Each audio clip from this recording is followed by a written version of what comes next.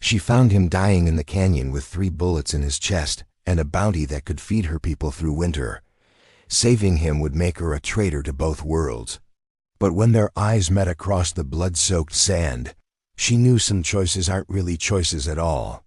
Subscribe now and comment where you're watching from, because what happens next will test everything you think you know about loyalty, love, and survival on the frontier. The summer of 1873 burned across the Arizona Territory like a fever that wouldn't break. The Apache called it the season of broken promises, though every season had earned that name by then. The railroad was pushing west, the army was pushing south, and the people who'd lived on that land for 1,000 years were being pushed into smaller and smaller corners of their own world. Nayeli wasn't supposed to be in the Red Canyon that morning. Her grandmother had warned her about traveling alone, especially with the soldiers camped 15 miles east and rumors of outlaws using the remote passages to evade the law. But the medicinal plants her grandmother needed didn't grow near the village, and Nayeli had always been the kind of woman who did what needed doing regardless of the risks. She was 24 years old, unmarried by choice rather than circumstance, and possessed the kind of quiet strength that made even the warriors in her tribe step carefully around her. Her father had been a respected medicine man before the fever took him.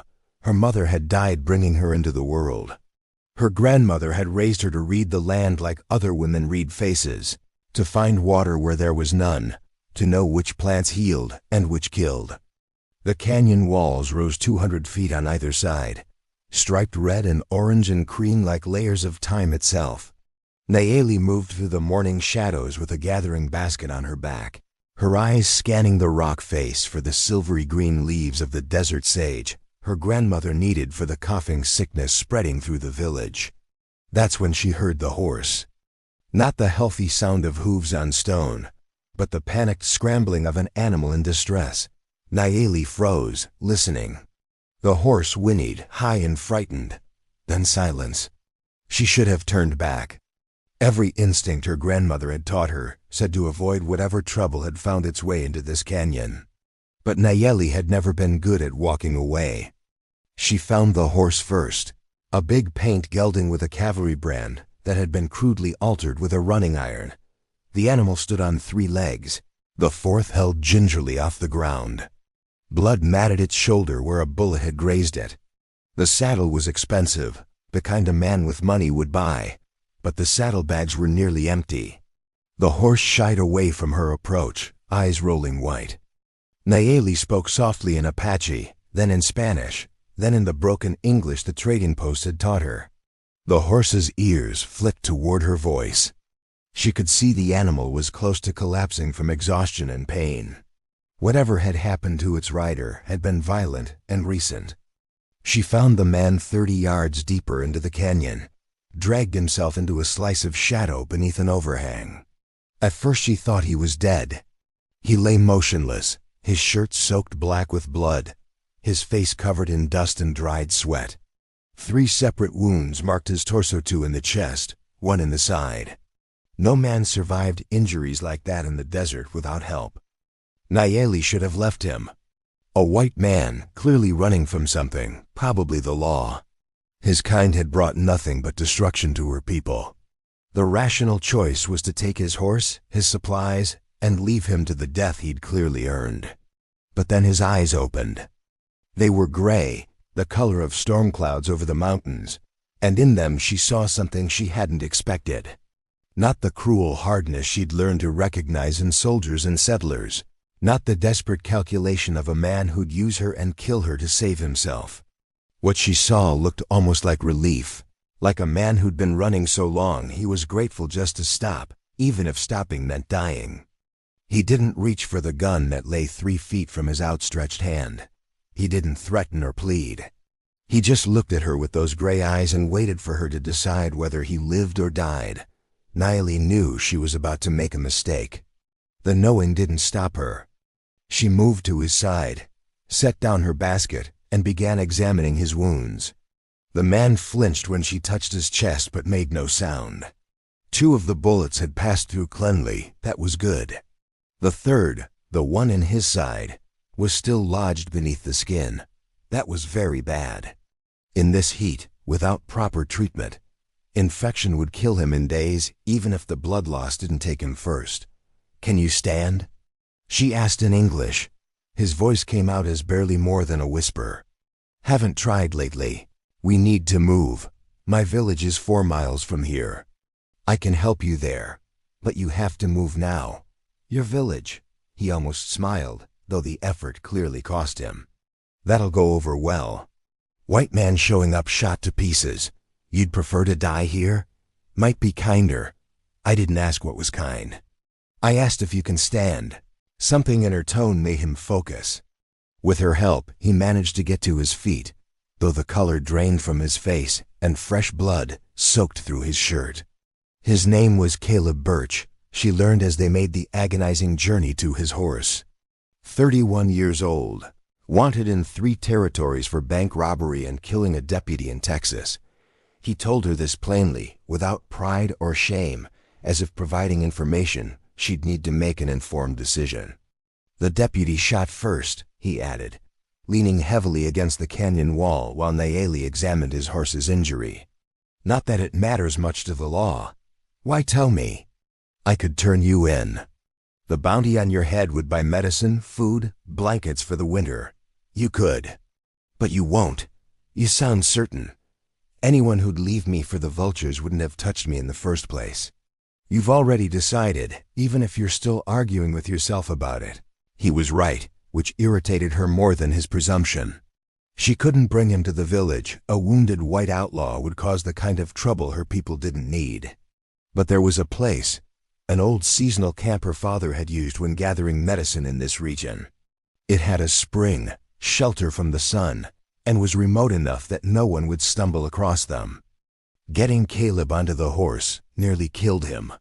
Getting herself up behind him, keeping him upright while guiding the injured animal toward the old camp, required every bit of strength she had. Twice he passed out, and she had to hold him in place with one arm while controlling the horse with the other. The sun climbed higher, turning the canyon into a furnace. Sweat soaked through her clothes, mixed with his blood. They reached the camp just after midday. It wasn't much a half-collapsed structure of stone and dried brush, a natural overhang that provided shade, and the spring trickling from between 2 rocks. But it would keep them alive, and that was enough. For 3 days, Nayeli fought to save Caleb Birch's life, while lying to her grandmother about where she spent her time. She told the old woman she was searching distant canyons for rare plants, that the gathering was taking longer than expected. Her grandmother looked at her with eyes that saw too much but said nothing, just prepared extra food and medicine that Nayeli carefully hid in her basket each morning. Removing the bullet from Caleb's side was the worst of it. She had to heat her knife in the fire, cut deep into his flesh while he bit down on a leather strap to keep from screaming. The bullet had lodged against a rib, and extracting it felt like mining stone from living rock. When it finally came free, Caleb passed out from the pain, which was a mercy. She cleaned the wound with water boiled with desert willow bark, packed it with a paste made from creosote and sage, and bound it tight with strips torn from his own shirt. That night, infection set in. Caleb's fever burned so hot she could feel the heat radiating from his skin.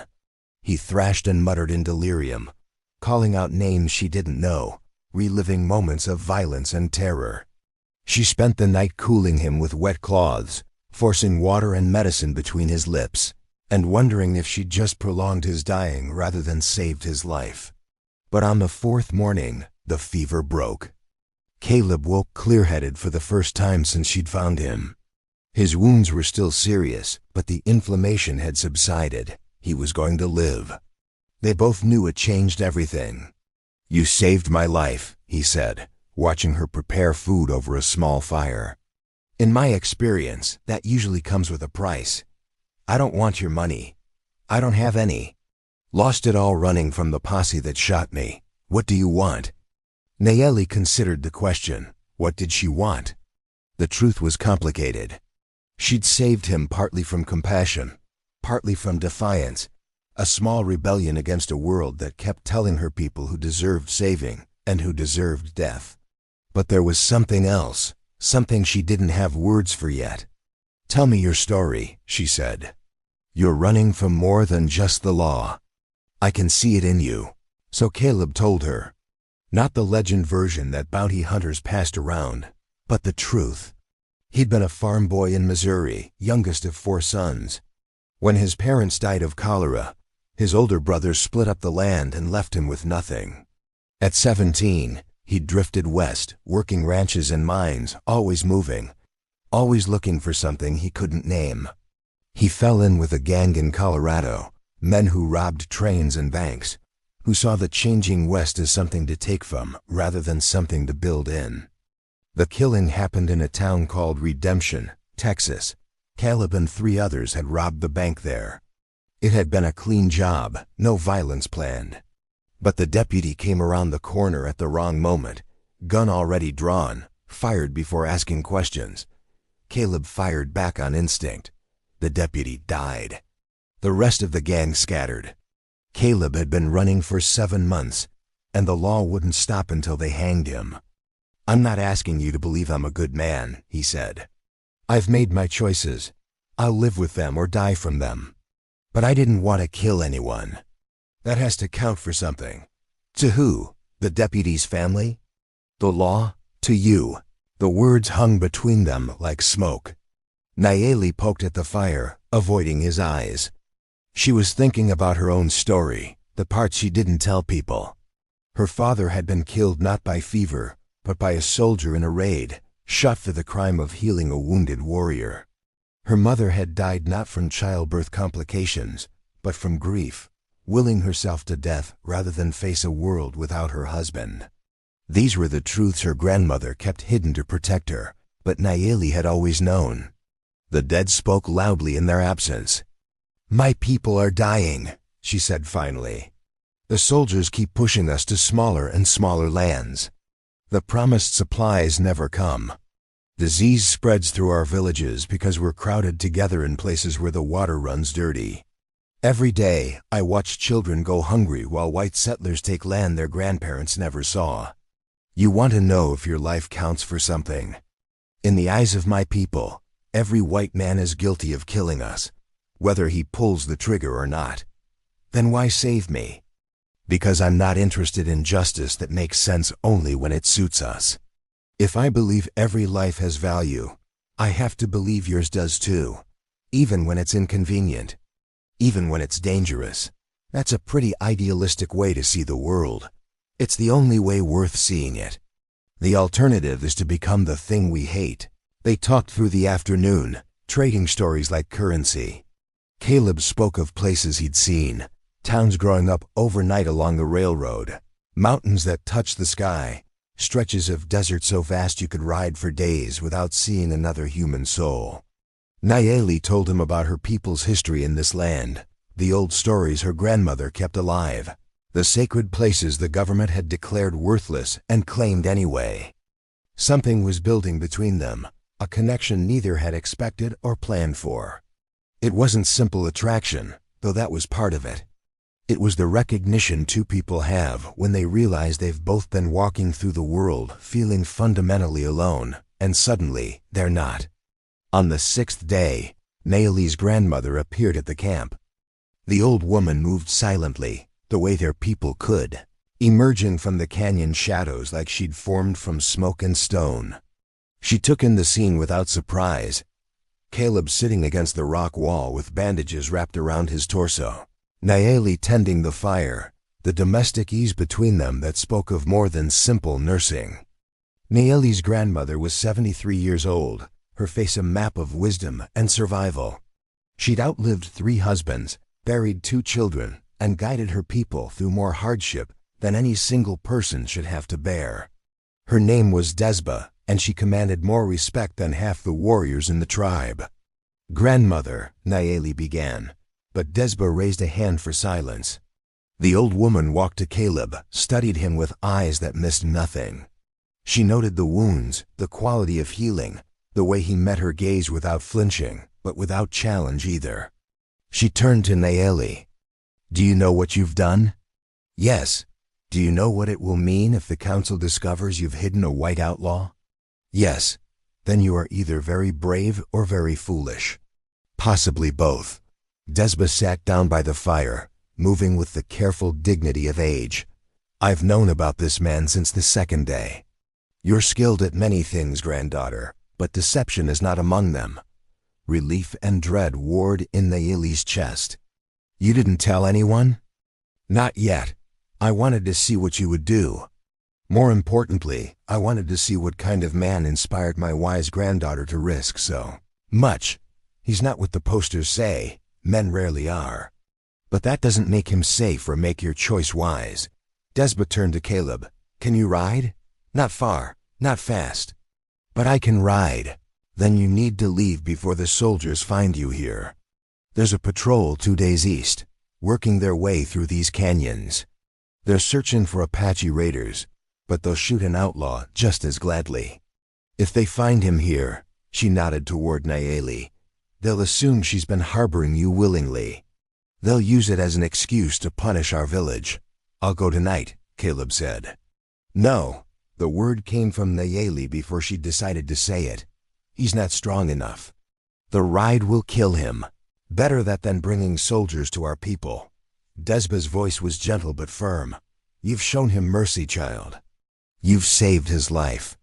But now you must let him go, or you become responsible for the deaths of others.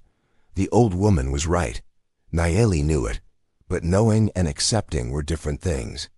She looked at Caleb and saw her own resistance mirrored in his face. They'd had 6 days. It wasn't enough. It would never be enough. There's a trading post 3 days northwest, Desba continued. Run by a man named Macready, half Navajo, half Scottish, all mercenary. He doesn't ask questions, and he has connections throughout the territory. If you reach him, he can help you disappear into Mexico or California. From there, you're on your own. Why help me? Caleb asked. I'm not helping you. I'm protecting my granddaughter from the consequences of her compassion. Desba stood preparing to leave. And because any man who sits through that much pain without complaint, who looks at my granddaughter with respect rather than possession, deserves a chance to become better than his past. Don't waste it. The old woman walked back into the canyon shadows, disappearing as silently as she'd arrived. Caleb and Nayeli sat in silence, the weight of the coming separation pressing down on them. I could stay, Caleb said quietly. Take my chances, and bring the army down on my people? We both know you won't do that. Then come with me. The offer hung in the air between them, dangerous and tempting. Nayeli had imagined it already, in the quiet hours of the night when she watched Caleb sleep. Leaving everything behind, riding into an unknown future with this man who'd become important to her in ways she couldn't fully explain. My people need me. My grandmother needs me. I can't abandon them for what? Say it. For something that might not even be real. We've known each other less than a week. We've shared a crisis, that's all. When the danger passes, we might discover there's nothing underneath. You don't believe that? No, but I can't build a life on feeling alone. And you can't ask me to choose between you and my people. That's not fair. Life isn't fair. You taught me that. They spent that last day preparing for separation. Nayeli packed supplies from her grandmother's gift-dried meat, water skins, medicine, and a rough map showing the route to Macready's trading post. Caleb cleaned and checked his weapons, his movements careful but stronger than they'd been. He was healing, faster than expected. He'd survived the journey. As the sun set, painting the canyon walls in shades of fire, they faced the inevitable goodbye. Caleb stood beside his horse, checking the saddle for the 3rd time, delaying the moment of departure. I don't know how to thank you, he said. Don't thank me, just live. Become someone worth saving. And if I do, if I make it to Mexico or California and build something decent, would you want to know about it? I don't know how you'd tell me. Macready has runners. Messages find their way. If I send word, would you want to receive it? Nayeli wanted to say no, to make a clean break, to tell him they lived in different worlds and that was the end of it. But she'd never been good at lying, especially to herself. Yes, I'd want to know. Caleb pulled something from his pocket, a small silver compass worn smooth with use. My father's. Only thing of his I kept. I want you to have it. Please. So you'll remember that somewhere out there, a man owes his life to you. A man who'll spend the rest of his days trying to be worth that debt. She took the compass, felt its weight in her palm. It was warm from his pocket, from his skin. She closed her fingers around it. They stood close enough to touch. Caleb raised his hand, hesitated, then gently brushed a strand of hair from her face. His fingers lingered against her cheek. In another life, he said. In this one, if we're lucky. He kissed her then, soft and careful, like she was something precious that might break. Nayeli felt the world narrow to the point of contact, felt her heart make promises her mind couldn't keep. When they separated, she had to force herself not to pull him back. Caleb mounted his horse with visible effort. The animal still favored its shoulder but could carry him. He looked down at Nayeli, memorizing her face in the dying light. The compass points north, she said. Don't forget. I won't. She watched him ride into the twilight, watched until the darkness swallowed him completely. Then she stood alone in the camp where they'd spent 6 days existing in a world apart from the one that would judge them. She held the compass tight and told herself she'd made the right choice. The night felt emptier than it had in years. Nayeli returned to her village expecting questions, perhaps even accusations. But her grandmother had prepared the ground, explaining that Nayeli had been gathering rare medicines in distant canyons, that the work had taken longer than anticipated. Most people accepted the story.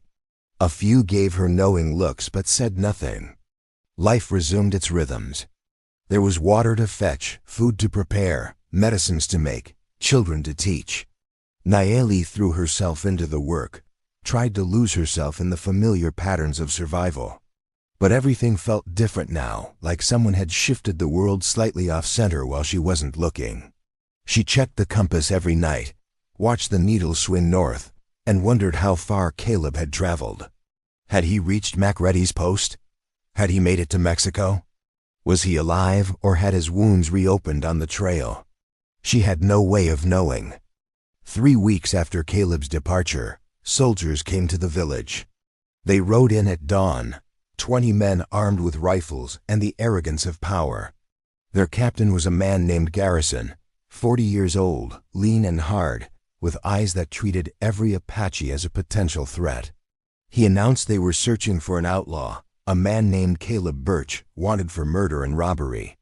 There were reports he'd been injured in a shootout with a posse and was believed to be hiding in this region. Anyone harboring a fugitive will be charged as an accessory, Garrison announced to the gathered villagers. Any information leading to his capture will be rewarded. Anyone obstructing our investigation will face consequences. Nayeli stood among the other women, her face carefully neutral. Inside, her heart hammered against her ribs. Had someone seen her with Caleb? Had the posse tracked him to the canyon? She kept her hands still, her breathing steady, while Garrison's eyes swept across the crowd. The soldiers searched the village, tore through homes, questioned everyone separately. When they came to Nayeli, Garrison studied her with particular attention. You do a lot of traveling, I'm told, gathering plants, exploring canyons. See anything unusual in your wanderings? A white man, injured, maybe on a paint horse. I see many things in the canyons, Nayeli answered in careful English. Deer, rabbits, snakes. Sometimes old pottery from my ancestors. No white men on horses. You sure about that? I'm certain. Garrison leaned closer, trying to intimidate her with his presence. Lying to me would be a mistake. I have ways of making people regret dishonesty. Nayeli met his eyes without flinching. She'd faced worse than this man's threats. I have told you the truth. I cannot tell you more than what I know. The captain held her gaze for a long moment, then moved on. The soldiers found nothing. After 6 hours of searching and questioning, they mounted up and rode east, following false leads and old trails. But Garrison looked back as they departed, his eyes finding Nayeli in the crowd, and she knew he wasn't convinced. "He'll be back," her grandmother said quietly as they watched the soldiers disappear. "And he'll be watching you." The old woman was right. Over the following weeks, soldiers made regular patrols through the area. They were watching the village, paying particular attention to Nayeli's movements. She had to be careful about where she went, what she did. The freedom she'd always taken for granted suddenly felt like a luxury she could no longer afford. A month passed, then two. Summer faded into autumn, bringing cooler nights and the promise of winter. Nayeli worked, lived, and waited. The compass stayed hidden in a leather pouch she wore around her neck, pressed close to her heart. She told herself to forget Caleb, to accept that 6 days together didn't constitute a future. But memory was stubborn, and hope was a weed that grew in the hardest soil. Then the message arrived. It came through a traveling trader, an old Navajo man who dealt in furs and crafts throughout the territory. He appeared at the village one October morning, displayed his wares, and conducted business with practiced ease. As he prepared to leave, he approached Nayeli with a bundle of herbs, asked her opinion on their quality. "You know plants," he said in Navajo. "Tell me if these are worth the price I paid." She examined the herbs, gave her assessment. As she handed them back, the old man pressed a small folded paper into her palm. "A man asked me to deliver this. Said a woman in this village would know what it meant. Sighed to tell her Mac Reddy sends his regards." The trader left before Nayeli could respond. She waited until she was alone before opening the paper. The message was brief, written in a careful hand. Made it to California. Found work on a ranch outside Sacramento. Living clean, trying to be worth the life I was given. Think about you every day. The world is wide and empty without you in it. If you ever want to find me, Mac Reddy knows the way. CB. Nayeli read the message 3 times, memorizing every word. Caleb was alive. He'd escaped, found safety, was building something new. The relief she felt was overwhelming, followed immediately by a longing so sharp it hurt. He was alive, but he was gone. He was free, but she would never see him again. She burned the message, watched the paper curl and blacken in her cooking fire. Safer not to keep evidence. But the words stayed branded on her mind. Life continued. Winter came, brought cold winds and short days. The promised government supplies arrived late and insufficient, forcing the village to rely on stored food and the hunting parties that braved increasing military patrols. Sickness spread through the cramped quarters. Nayeli and her grandmother worked constantly, treating illness, delivering babies, preparing the dead for burial. Captain Garrison returned in January, during a snowstorm that trapped his men in the village overnight. He used the opportunity to question people again, still hunting for information about Caleb Birch.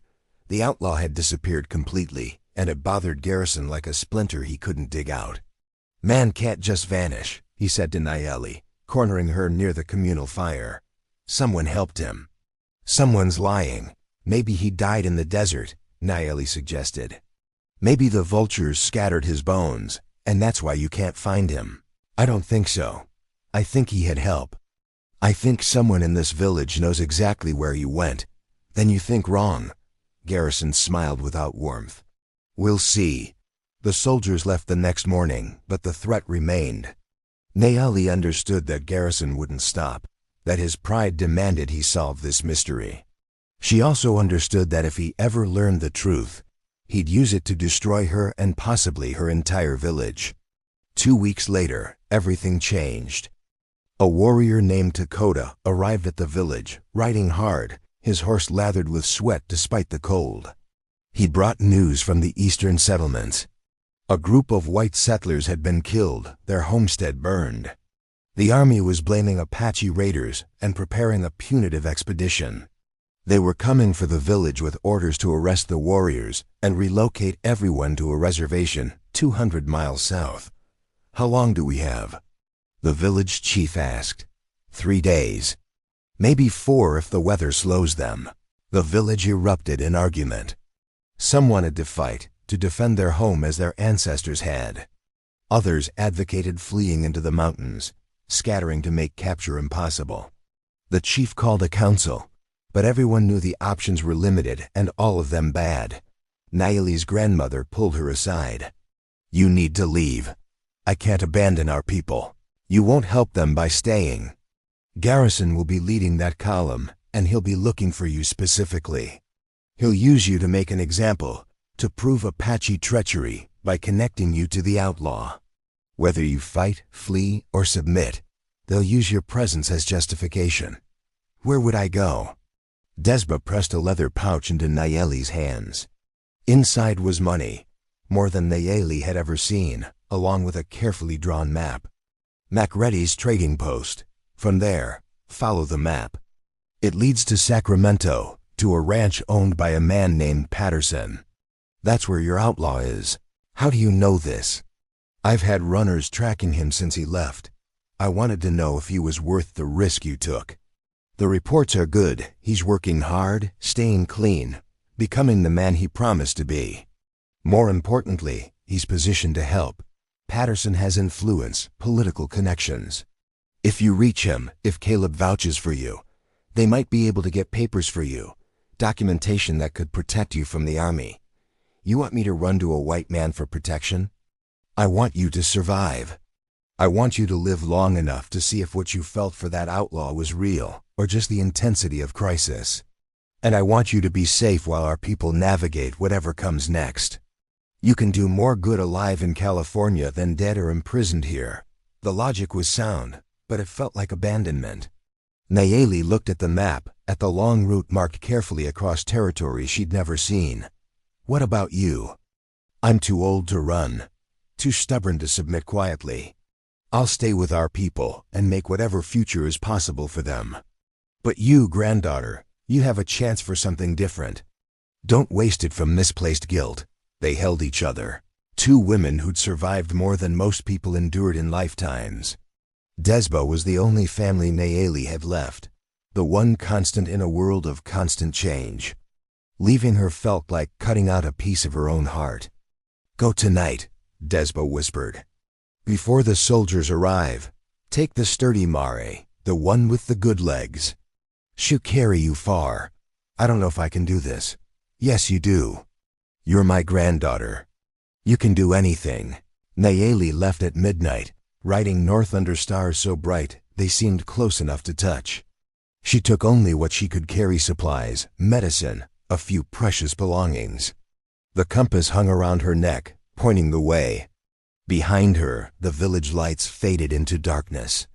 Ahead lay 1,000 miles of unknown territory, danger at every turn, and the possibility of something she was afraid to name. The journey to Macready's trading post took 6 days of hard riding.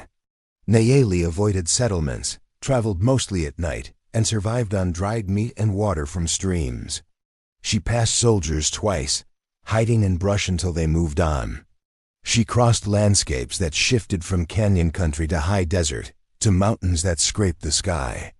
Macready's post was a ramshackle collection of buildings in a valley surrounded by red cliffs. The man himself was exactly as described, half Navajo, half Scottish, with a weathered face that revealed nothing about his thoughts. He studied Nayeli's arrival with the casual wariness of someone who'd seen everything twice. "You're the woman," he said, not a question. "If you're Macready, I am. Been expecting you, though I figured you'd come sooner. Man's been asking about you regular-like, wanting to know if you'd sent word. Is he well?" "Well enough to ride 300 miles checking if I had messages for him. That tell you what you need to know." Macready provided fresh supplies, a better horse, and detailed instructions for the route to California. He also gave her something unexpected: papers, claiming she was a widow named Sarah Blackwood, traveling to meet family in Sacramento. The documentation was good, expertly forged, and included backstory details that would hold up to casual inspection. "Compliments of your friend," Macready said. "He paid well for quality work. You'll need those if you run into law or military. Apache woman traveling alone raises questions." White Widow doesn't. I'm not white. You're whatever the papers say you are. That's how this world works now. Better to bend than break. The advice was cynical but practical. Nayeli tucked the papers into her coat and prepared to leave. Macready stopped her with a hand on her arm. One more thing, there's men looking for him still. Bounty hunters, lawmen, people with long memories. If they find out you're connected to him, they might use you as bait. Be careful who you trust. She rode west, into territories that felt foreign and familiar at once.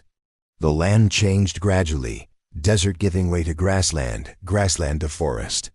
She passed towns growing up like weeds along wagon routes, saw railroad crews pushing iron rails across the earth, witnessed a country transforming itself with brutal efficiency. The papers Macready provided worked perfectly. At checkpoints and way stations, Nayeli became Sarah Blackwood, invented a dead husband and a sister in Sacramento, played the role of grieving widow with convincing weariness. People helped her, offered food and shelter, gave directions and warnings about bandits. No one questioned her story. No one looked too closely. It took 3 weeks to reach Sacramento. The city shocked her with its size and noise. Thousands of people crowded together. Buildings stacked like children's blocks. Streets churning with wagons and horses and humanity. The air smelled of smoke and sewage and possibility. Nayeli felt simultaneously invisible and exposed. Just another face in the crowd, but also fundamentally out of place. The Patterson Ranch lay 20 miles east of the city, in rolling hills covered with oak trees and golden grass. It was a prosperous operation. Hundreds of cattle, dozens of horses, buildings that spoke of wealth and permanence. Nayeli approached cautiously, uncertain what she'd find or what she'd say. She found Caleb in a corral, working with a young colt, his movements patient and skilled. 4 months had changed him.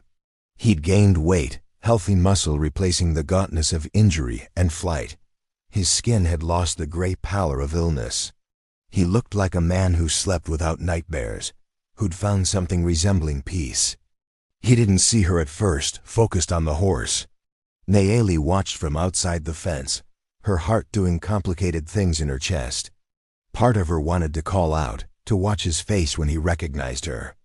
Part of her wanted to leave, to preserve the memory of 6 days in a canyon, rather than risk discovering those days had meant more to her than to him. Then Caleb turned, saw her standing there, and the world stopped. He vaulted the fence with an athlete's grace, crossed the distance between them at a run. They collided with the force of 4 months of separation, of 1,000 miles traveled, of all the words they'd left unsaid.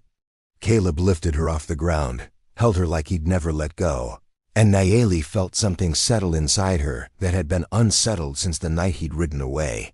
"You came," he said against her hair. "God, I didn't think you'd actually come. I didn't plan to. The army forced my hand." He pulled back enough to see her face, concern replacing joy. "What happened?" She told him everything, the accusations, Garrison's suspicions, the threat to her village, her grandmother's insistence that she leave. Caleb listened with growing anger, his jaw tight, hands clenched. "This is my fault. If I'd never... Don't. I made my choices. I'd make them again. Even knowing the consequences? Especially knowing the consequences." They stood in the afternoon sun, holding each other like survivors of a shipwreck, clinging to the same piece of driftwood. Around them, the ranch continued its workhorses whinnying, cattle lowing, men calling to each other in the distance. But in that moment, they existed in a space apart, a continuation of the bubble they'd created in the canyon. "Come on," Caleb said, taking her hand. "There's someone you need to meet."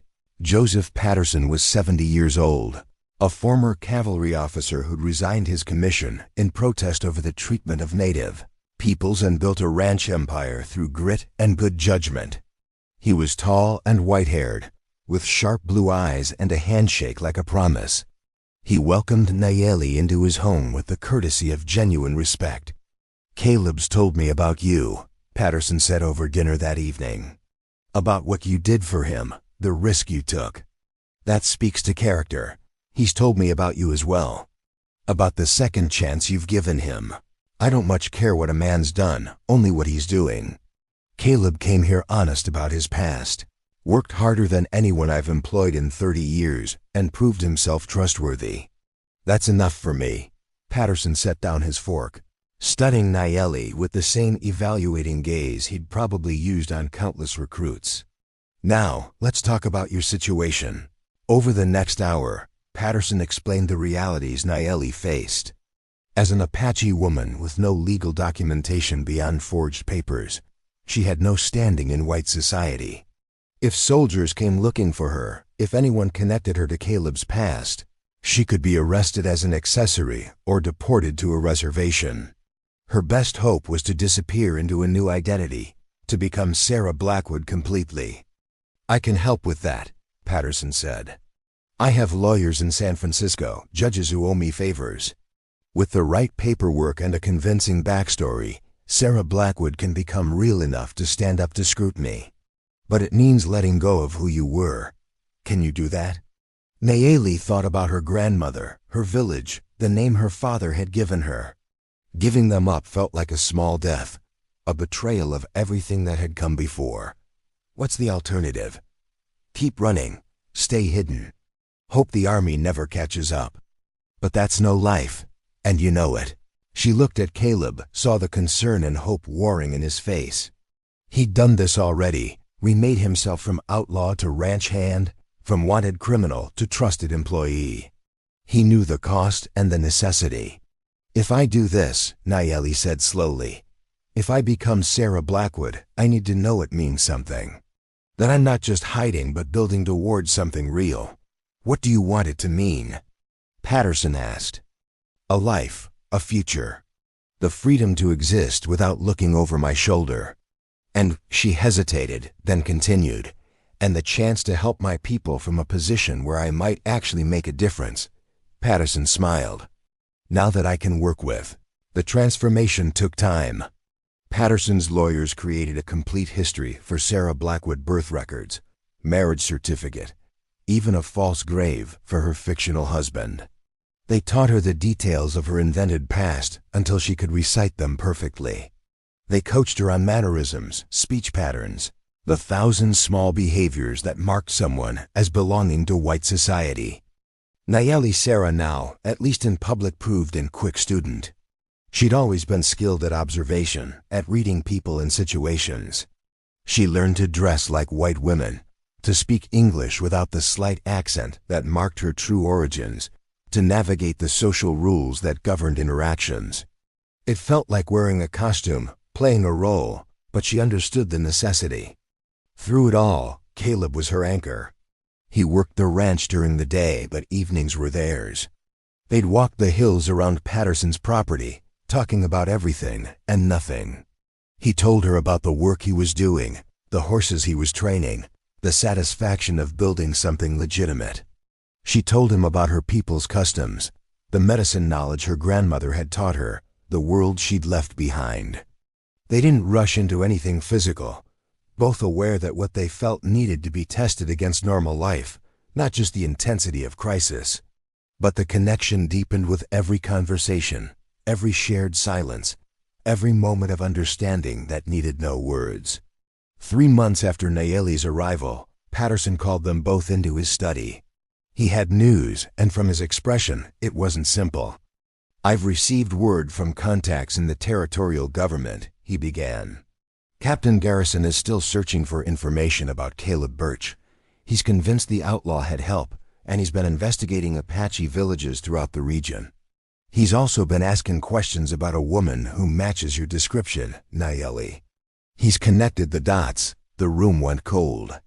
Nayeli felt the fragile safety she'd been building crack beneath her feet. Does he know she's here? Caleb asked. Not yet, but he's persistent, and he has resources. It's only a matter of time before his investigation leads to California, to this ranch. Patterson leaned back in his chair, fingers steepled. I've dealt with men like Garrison before. They don't let go of perceived injustices. In his mind, you both made a fool of him, and he won't rest until he's settled the score. What do? We get ahead of it. I've arranged a meeting with a federal marshal I trust, a man named Hendricks. He's willing to review Caleb's case, look at the circumstances of the deputy's death. If we can get your record cleared or reduced, Garrison loses his leverage. You become just another citizen, not a wanted man. And if Hendricks decides the warrant stands, then we deal with that when it happens, but right now we need to try. Because the alternative is spending the rest of your lives running, and that's no way to live. The meeting with Marshal Hendricks took place in San Francisco, in a lawyer's office overlooking the bay. Caleb told his story under oath, every detail of the robbery, the shooting, the deputy who'd drawn first. Patterson's lawyers presented witness statements they'd gathered, evidence that the deputy had a history of violent confrontations, documentation of the gang's claim that they'd planned a robbery without violence. Hendricks listened, asked hard questions, and made no promises. He was 50 years old, a career lawman with a reputation for fairness, but also for following the letter of the law. When Caleb finished his testimony, the marshal sat silent for long minutes, considering. "I can't make this disappear," he said finally. "A man died, and there are consequences for that. But I can recommend to the territorial court that they reduce the charge from murder to manslaughter, given the circumstances. With time served in hiding and evidence of rehabilitation, you might get a suspended sentence and probation. You'd have a record, but you wouldn't hang." It wasn't perfect, but it was more than Caleb had dared hope for. Patterson's lawyers immediately began drafting the necessary petitions, building a case for clemency based on rehabilitation and extenuating circumstances. But 2 days after the meeting, everything collapsed. Garrison arrived at the Patterson ranch with a federal warrant and 6 armed deputies. He'd somehow discovered Caleb's location, possibly through the very legal channels Patterson had used to help him. The captain was triumphant, certain he'd finally caught his fugitive. "Caleb Birch," Garrison announced, gun drawn. "You're under arrest for murder, robbery, and flight from justice." Caleb stood in the ranch yard, hands slowly rising, making no sudden movements. He'd known this moment might come, had prepared himself for it. But seeing Garrison's smug satisfaction made his blood boil. "I've been in contact with Marshal Hendricks," Caleb said carefully. "He's reviewing my case for possible charge reduction." "That's nice. Doesn't change the warrant I'm holding. You're coming with me back to Texas to stand trial." "He's working legally through proper channels," Patterson interjected, stepping forward. "You can't just." "I can and I am. Federal warrant supersedes any local proceedings. Mr. Birch is going back to face justice." Then Garrison's eyes found Nayeli, standing on the ranch house porch. His smile widened. "And who's this? Another hired hand?" "My name is Sarah Blackwood," Nayeli said, her voice steady despite the fear coursing through her. "I'm a guest of Mr. Patterson's." "Sarah Blackwood." Garrison walked closer, studying her with open skepticism. "Funny, you look just like an Apache woman I've been searching for. Woman who disappeared around the same time this outlaw did. Woman I believe helped Caleb Birch escape justice. I don't know what you're talking about."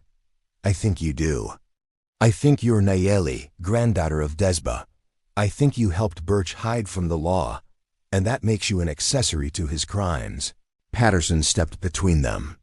"Captain, you're making unfounded accusations. Sarah Blackwood has legal documentation proving her identity. Unless you have evidence to the contrary." "I have eyes, Patterson. I know what I'm seeing."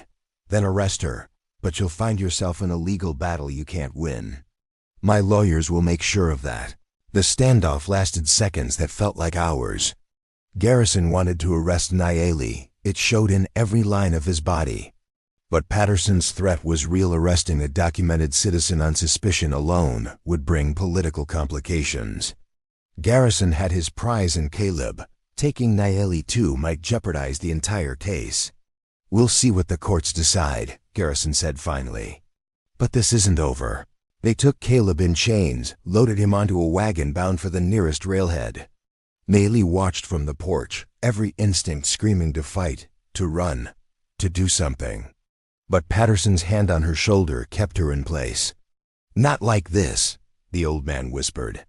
"If you run now, you confirm Garrison's suspicions and lose any legal protection. We fight this in court, where we have a chance." Caleb looked back once before the wagon pulled away. His eyes found Nayeli's, held them across the distance. There was fear in his gaze, but also determination. He wasn't giving up. Neither would she. The next 3 months were legal warfare. Patterson's lawyers filed motions, challenged jurisdictions, demanded evidentiary hearings. Marshal Hendricks weighed in, his recommendation carrying enough weight to slow the proceedings. The case became politically complicated, with abolitionists and reformers using it as an example of legal overreach, while law and order advocates demanded swift justice.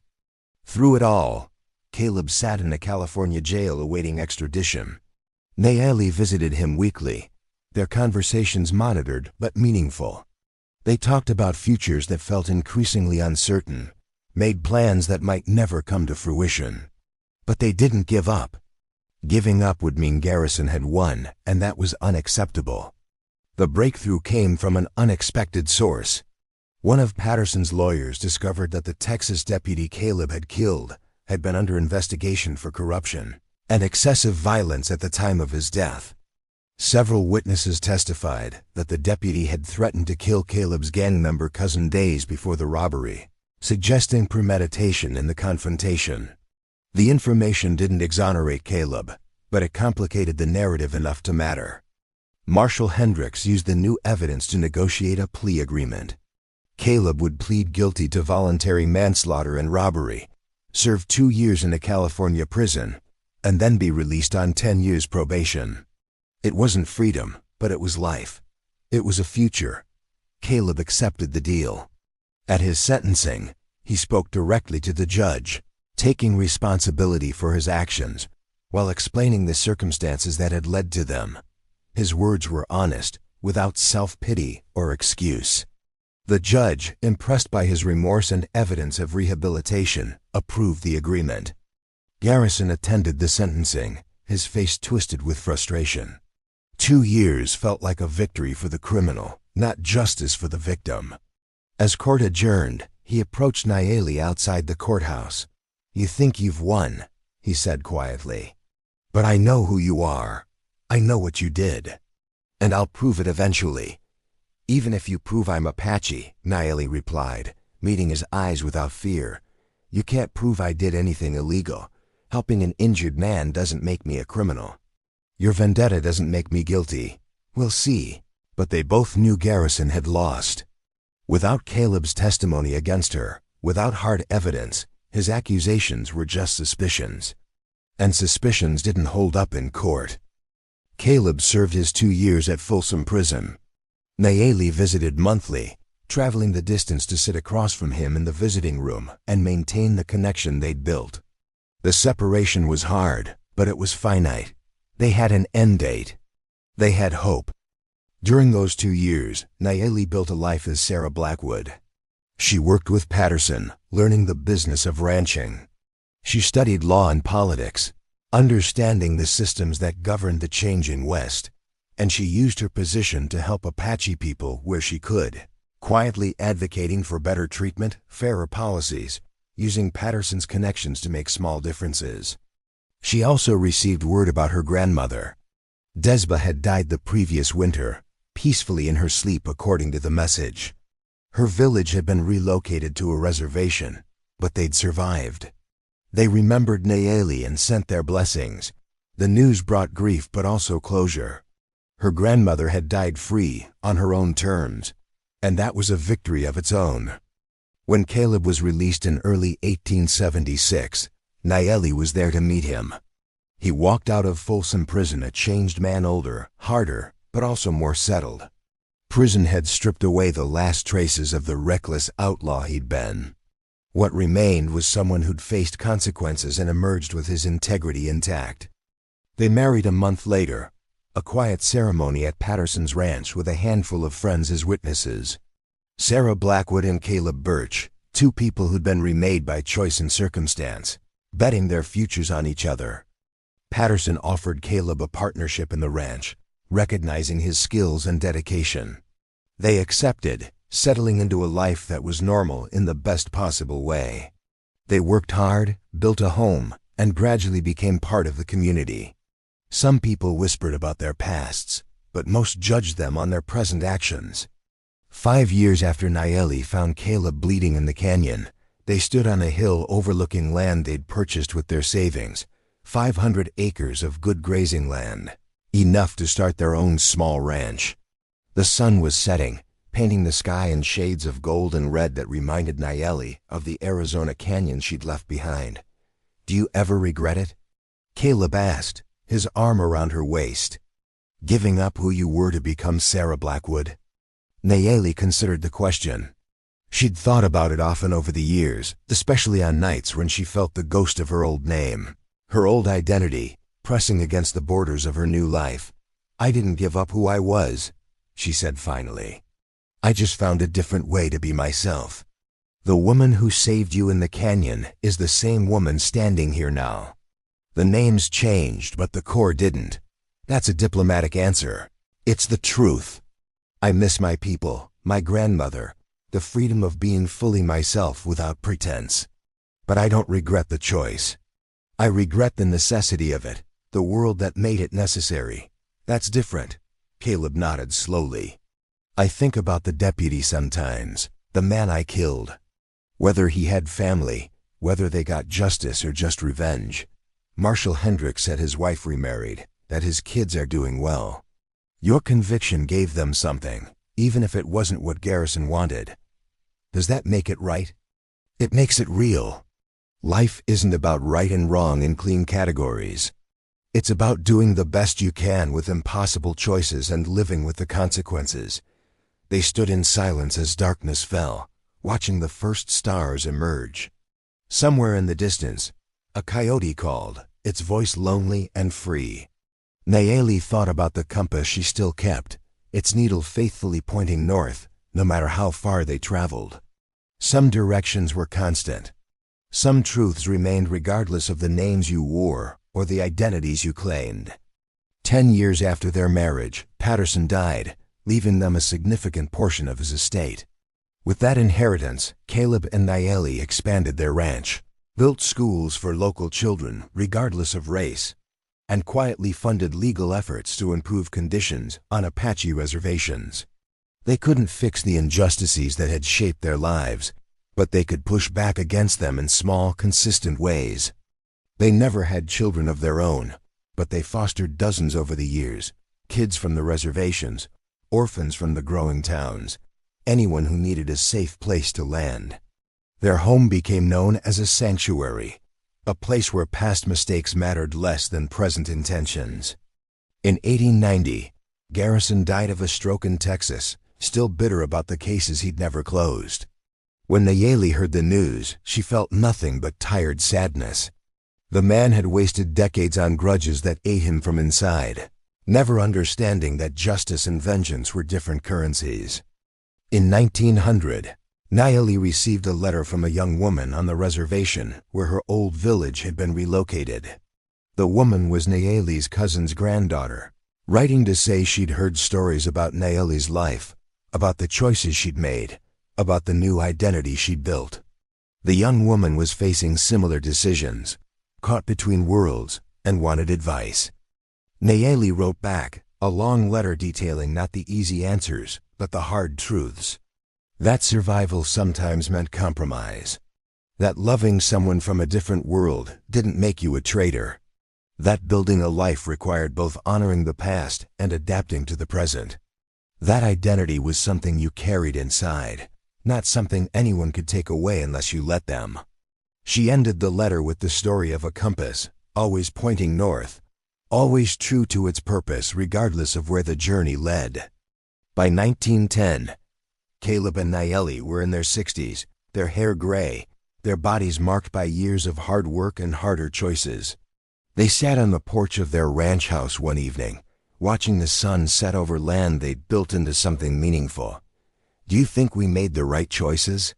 Caleb asked. It was a question he asked every few years, not from doubt, but from the need to take stock. I think we made the necessary choices, Nayeli replied, and we made them together. That's what matters. If you could go back, knowing everything that came after, would you still save me in that canyon? Nayeli took his hand, their fingers intertwining with the ease of decades of practice. Every time, in every life. Without hesitation, even knowing the cost, especially knowing the cost. Because the cost was real, and we paid it, and we built something anyway. That's the story that matters, not that we avoided pain, but that we faced it and chose each other anyway. They sat in comfortable silence as darkness fell, two people who'd started as strangers from different worlds and became partners in building something new. They weren't perfect. Their story wasn't a fairy tale, but it was real, earned through every difficult choice and every day of choosing each other again. Years later, after they were both gone, their ranch would continue operating under the management of the dozens of foster children they'd raised, who carried forward their philosophy of second chances and hard-earned redemption. The story of the Apache woman and the white outlaw would become a legend in the region, told in different ways by different people, but always returning to the same core truth. That in a time and place where the world demanded you choose sides, two people chose each other instead. That love wasn't about perfect circumstances, but about imperfect people making the daily choice to honor their connection. That redemption wasn't a single moment, but a lifetime of small decisions to be better than your worst self. And that sometimes, in the space between what the world expects and what your heart demands, you find the only path worth walking. The compass Nayeli wore until her death now sits in a museum, donated by the family who inherited her estate.